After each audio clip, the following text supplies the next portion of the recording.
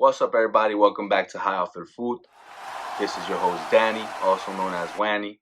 And just a friendly reminder that this podcast is filled with the hottest takes and hottest opinions about the beautiful game of football.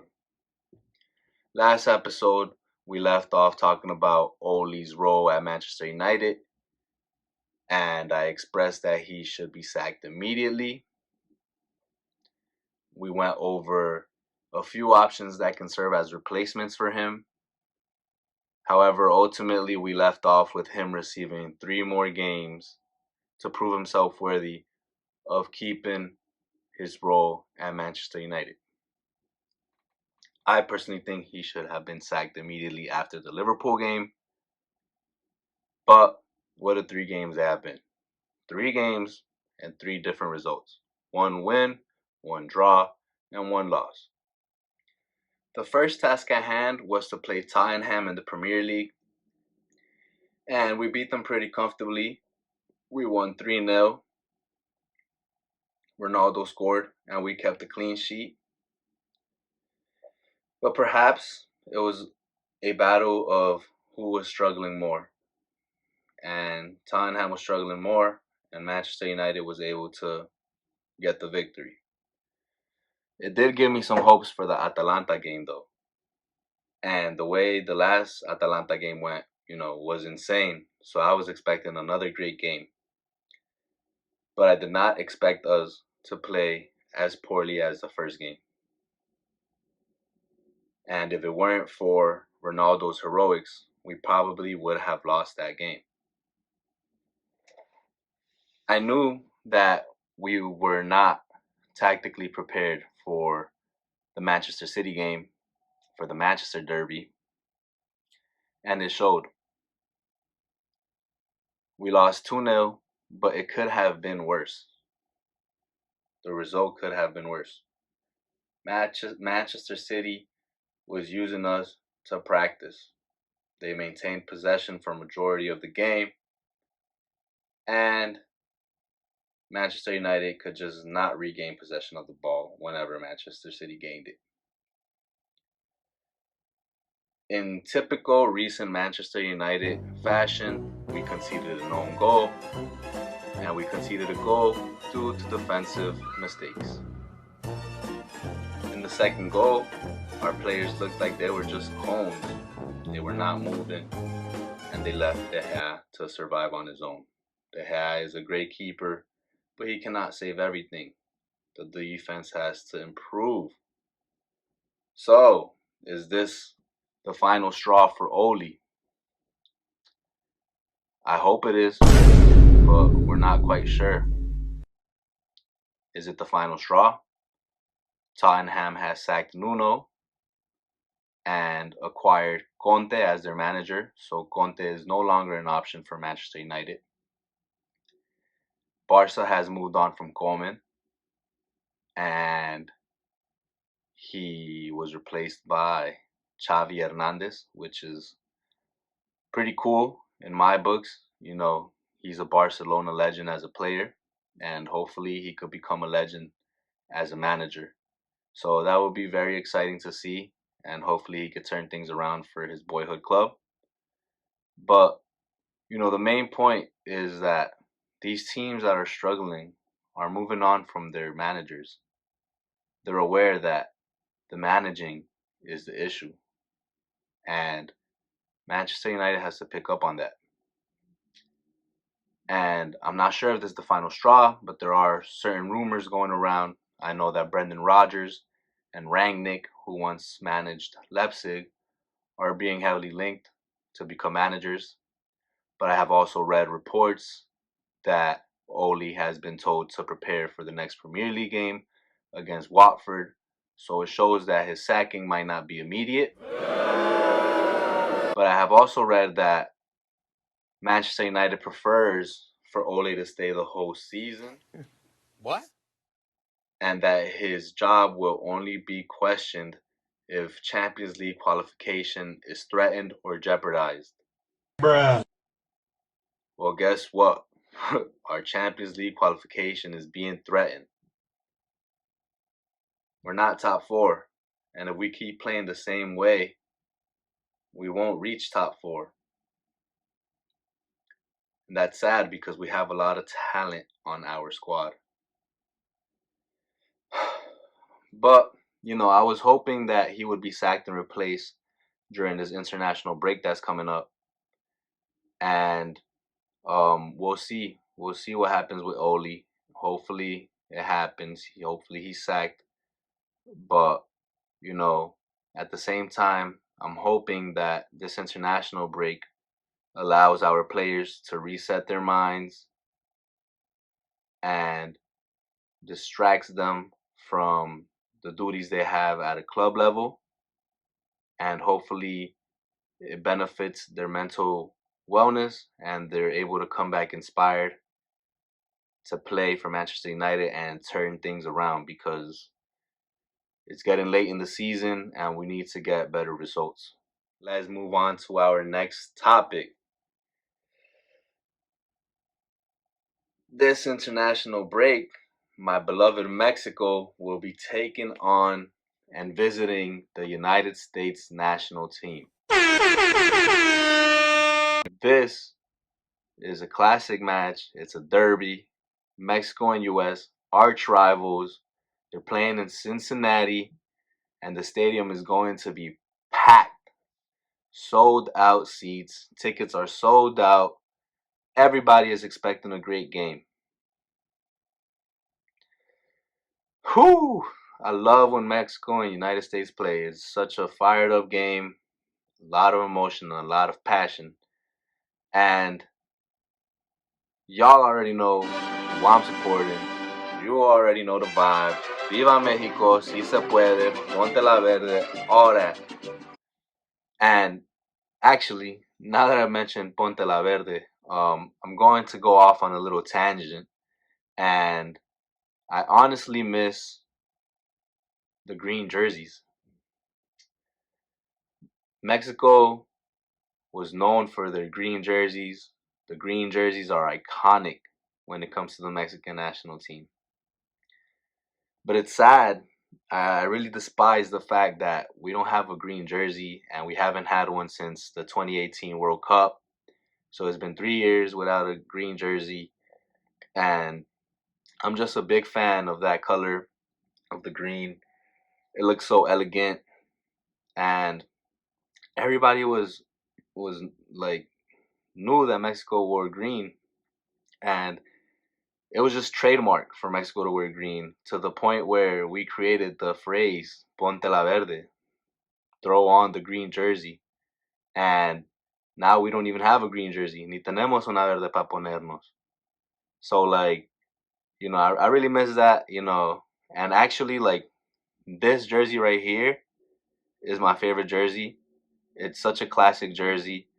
It has the green in it, the white in it, and it looks so dope because the design has an Aztec calendar imprinted on it. So, it symbolizes our roots and our pride and what we represent when we go out there as Mexicans and when the players go out there to play and represent the nation.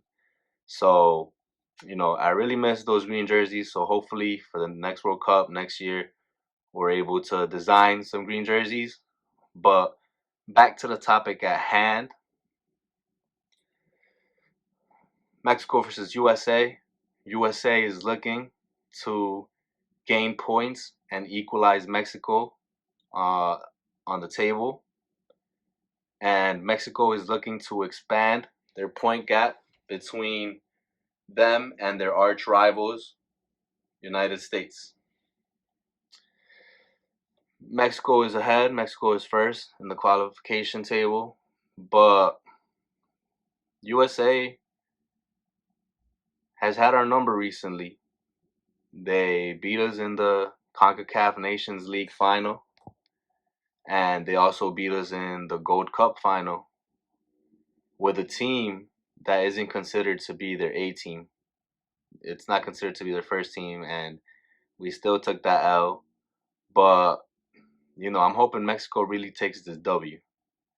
Um, Mexico has a lot of talent. And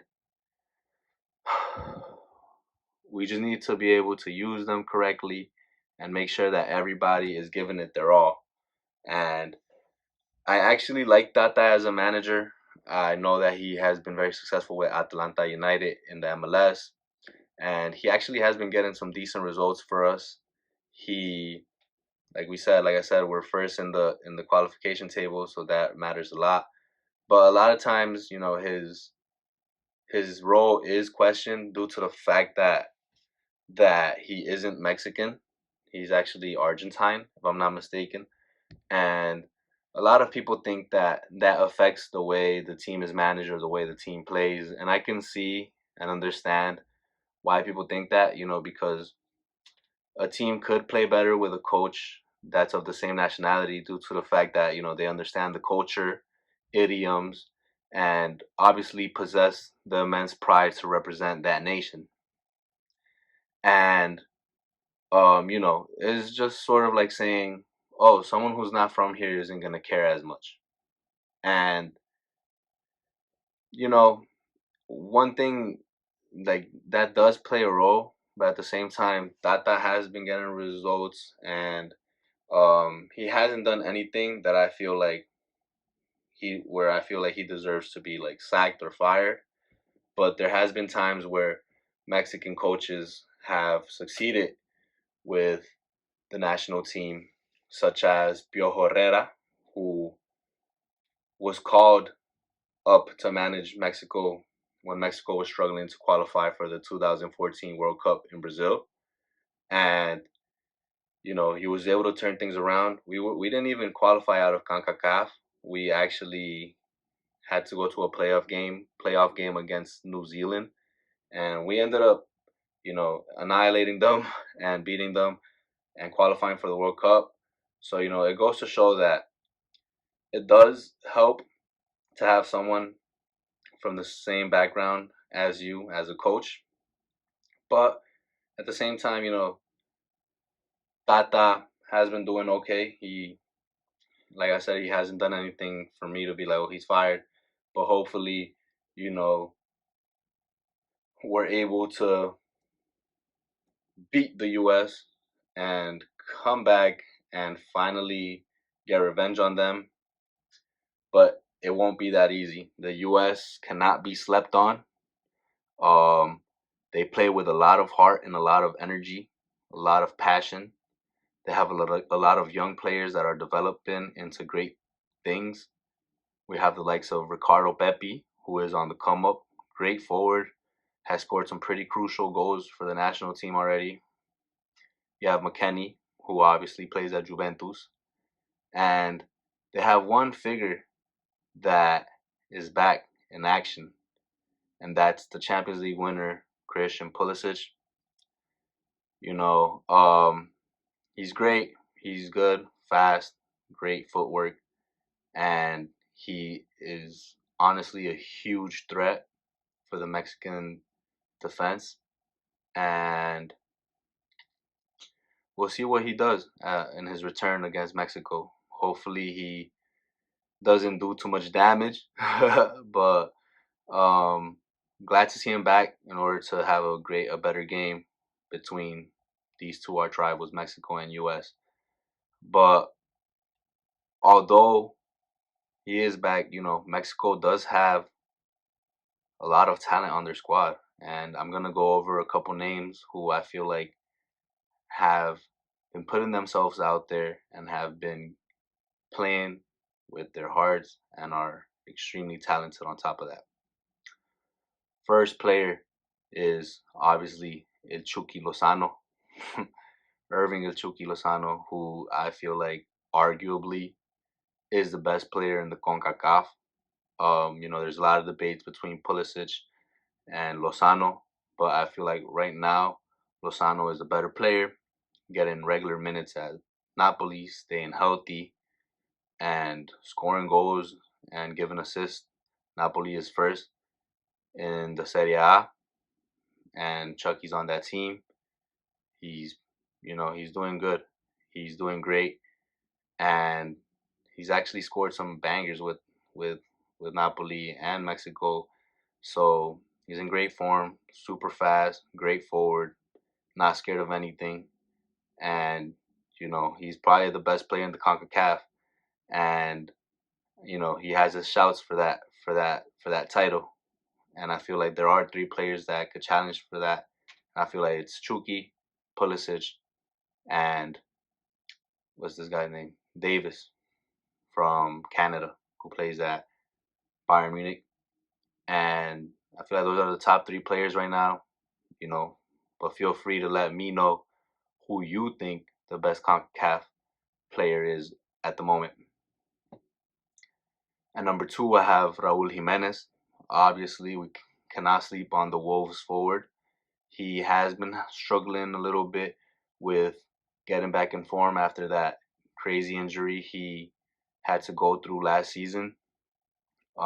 He always wears a helmet now due to that head injury, but he did score recently with Wolves, maybe not too long ago, and he has been getting regular minutes with them, so he is fit.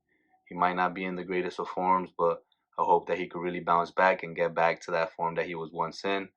And his talent is through the roof, so you can't sleep on him. He's still has that mentality that he once played with, so he's one to watch out for too against the U.S. At three, we have Tecatito, who is probably the most skillful player that Mexico has right now as an option. Very great dribbling, great awareness, passion, plays for Porto, and Porto is a team that plays regularly in Europe with like the Champions League or Europa League. Porto's always in there, and it's great to see Corona getting a lot of minutes with them. And he was actually rumored to leave to other clubs too, like Sevilla or other Spanish clubs or Italian clubs. And he's a great player, so hopefully he's able to show up against the U.S. Another player that I wanted to mention was Cesar Montes, but at the moment he's injured, so he will not be called up. But we have another center back that's also young replacing him. He plays in the Serie A and he plays for Genoa. And he's actually an ex Pumas player. And Pumas has actually been known for creating a lot of academy players and developing them. And eventually, those developmental players become star players or end up winning trophies or playing for the national team. So the player I'm going to highlight right now is Johan Vasquez, who is a very young player. He's 23, I believe, and he's playing in Genoa as a center back. And, hopefully him and Cesar Montes, who have both proved themselves at the Summer Olympics this past summer, hopefully, that's our future of the center back pair of the Mexican national team. And it's a great replacement for Montes. And I'm not going to talk too much about Pumas, but a lot of players have gone through the Pumas academy. We call them canteranos. Cantera is the academy, and a lot of players like Jorge Campos, Kikín Fonseca, Pablo Barrera, Torrado, Hugo Sanchez, Johan Vasquez, Hector Moreno. A lot of players who have gone on to represent the national team or gone on to Europe to play have came out of Pumas academy, and it just goes to show the influence that certain clubs have um, at a league level and at a developmental level too. Um, but yeah, those are these international tournaments are the ones that create the most pride. Who doesn't want to represent their nation? Who doesn't want their nation to win? If I was able to play or if I was a professional soccer player, I'd be the first to represent Mexico if I could. And, you know, these international trophies are hard to come by and hard to win. The World Cup is only every 4 years, and every other tournament is probably every other 2 to 4 years as well. So these international trophies come around a lot less. than the ones at club level. And there's one special someone who actually won their first one this summer, and that person is Lionel Messi. And I'm bringing him to topic because there are a lot of headlines about PSG being unhappy with him. But first and foremost, I personally think Messi might win the Ballon d'Or. For me, that is because he has been extremely persistent with Argentina. He has been missing that international trophy for so long, for his whole career. He has gone through devastating defeats. He lost the World Cup final, he lost multiple Copa America finals, but guess what? He made it to a Copa America final and he finally won. And that's the type of grit and mentality that you want from one of the greatest players of all time. So I believe that he will win the Ballon d'Or due to that reason. But I know there are shouts for other players such as Lewandowski and Jorginho. But Messi has proved himself to be, you know, extremely influential and important to Argentina and finally won them the trophy after so many years.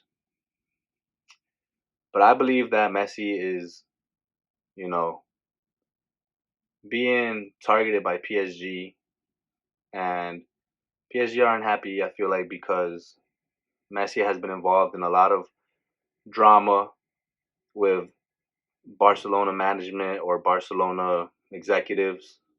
He has been in a lot of drama, and not just that, but he has come back from Argentina injured a couple of times, and you know, like I said earlier, who doesn't want to represent their nation? But I can see why PSG is unhappy with the fact that Messi gets injured with Argentina frequently, and they have to understand though that you can't take away somebody's right to represent their nation. That's one of the most prideful things that somebody can do, and I would be extremely proud if I ever was able to represent Mexico in any sort of facet.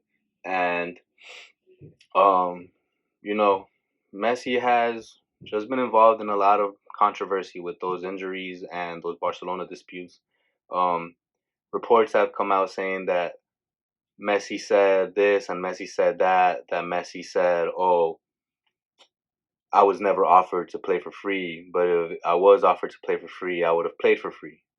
So many things wrong with that statement. One being, if you wanted to play for free, then you would have mentioned it to somebody. You would have said it. You would have offered yourself. You don't wait for somebody to offer you to do something for free, I feel like. And then two, you're at another club already. You're at PSG. Why do your contracts with Barcelona even matter? It's time for something new. You've been at Barca for 10 years. You couldn't renew your contract, and it's time to move on. So it's time to end all these disputes about Barcelona contracts and Barcelona this and Barcelona that. It's time to focus on PSG. And then, as far as Argentina, there's not much a manager could do about that or a club could do about that. Like, it's only about Messi taking care of himself, making sure that you have the proper rehabilitation at PSG facilities in order for your players to get that rest and be prepared for the next game. So, it's not just all Argentina, but PSG has also have to take care of their players. But I can see how a lot of frustration arises with the PSG executives and management. You know, there's been times where Messi disappears in games. I feel like his best game this season has been the Man City game in the Champions League or the game against Leipzig in the Champions League. But there's been games where they go down and they're losing. Messi is substituted at halftime, and then next thing you know, PSG comes back. Recently, Messi has been missing games, but PSG had a pretty dominant win the other day, and it goes to show like Messi's importance to the squad is being questioned, and I can see why that's frustrating. But I feel like Messi just needs time. He's been at Barcelona for more than 10 years. Um, he's been at Barca for his whole career, and it's crazy, like because a lot of players take time to adapt, and Messi is being given hard treatment just because he's one of the greatest players of all time. But PSG will switch up once Messi starts performing. When Mbappe gets hurt, Neymar gets hurt, or when they're out of form, Messi will step up and he will be recognized as the greatest player of all time again. Because honestly, there's only two players who fit that description, I feel like, and it might be Ronaldo and Messi. So pick and choose who your GOAT is. For me, it's a pretty personal, close tie, but these are players you shouldn't count out so easily and so soon. Especially Messi, who is adapting to France after living in Spain for pretty much his whole life, who is adapting to a new club's culture and a new club's facilities, a new club's everything. He's adapting to a whole new lifestyle in Paris. So it's about giving him time, and soon he will be back in form. I hope. So PSG being unhappy about Messi, it's all drama, it's all controversial, but you know we'll see what happens with Messi. He still has time to perform with PSG, and PSG just has to give him time. And now that we're at the end of this podcast, I want everybody to go down to the comments and represent their nation as we brought up International Break this episode. Go to the comments and comment what nation you represent and comment which player is your favorite from the national team you support. So, thanks everybody. That has been it for episode 2 of High Off and Foot. This is Wanny, and I hope to see y'all next time.